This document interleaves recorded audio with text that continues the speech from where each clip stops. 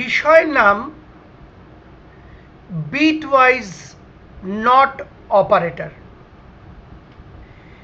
এই ভিডিওতে আমি তোমাদের বিটওয়াইজ নট অপারেটরটা বোঝাবো কিভাবে সেটা কাজ করে। আর এই চিহ্নটাই হচ্ছে বিটওয়াইজ নট অপারেটরের চিহ্ন।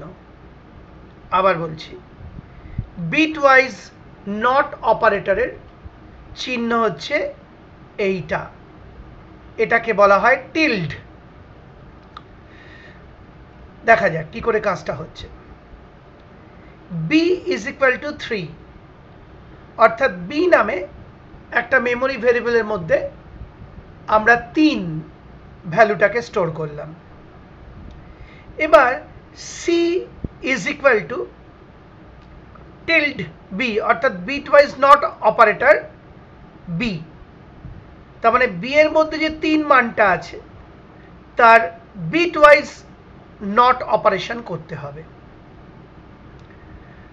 আর নট অপারেশন মানে আমরা জানি সেমিস্টার 1-এই শিখেছি। নট অপারেশনের মানে হচ্ছে বিপরীত অবস্থা বা অপোজিট স্টেট বা কমপ্লিমেন্টেশন, অর্থাৎ উল্টো হয়ে যায় বা বিপরীত হয়ে যায়। তার মানে 0 থাকলে 1 হয়ে যায়, 1 থাকলে সেটা 0 হয়ে যায়।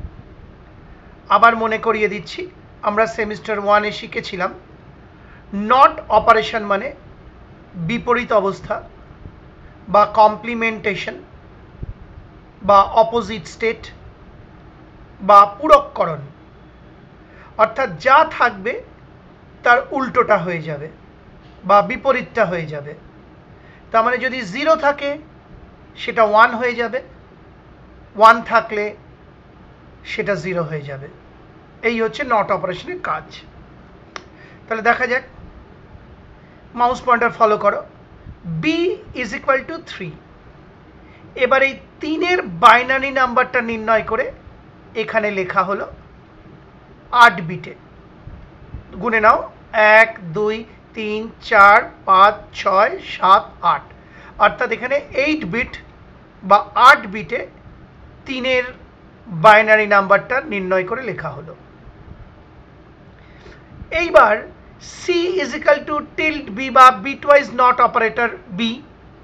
তার মানে এই 3 মানটার bit by bit not operation করতে হবে। আবার বলছি, এই 3 মানটার যে বাইনারি নাম্বার, তার মানে এই যে বাইনারি নাম্বার, তার প্রতিটি বিটের ওপর নট অপারেশন করতে হবে।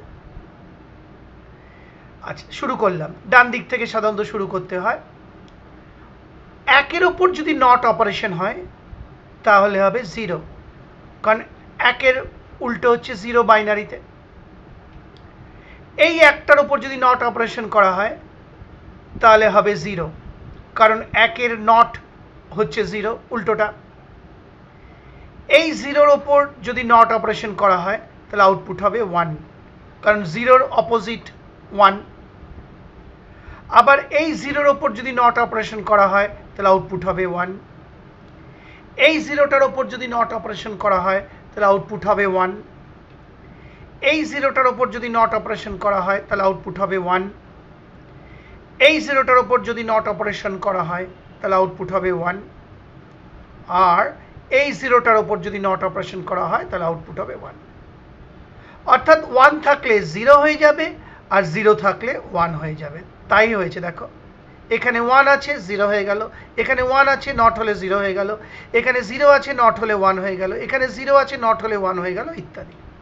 তার মানে 1 থাকলে 0 হবে আর 0 থাকলে 1 হবে নট অপারেশন হলে।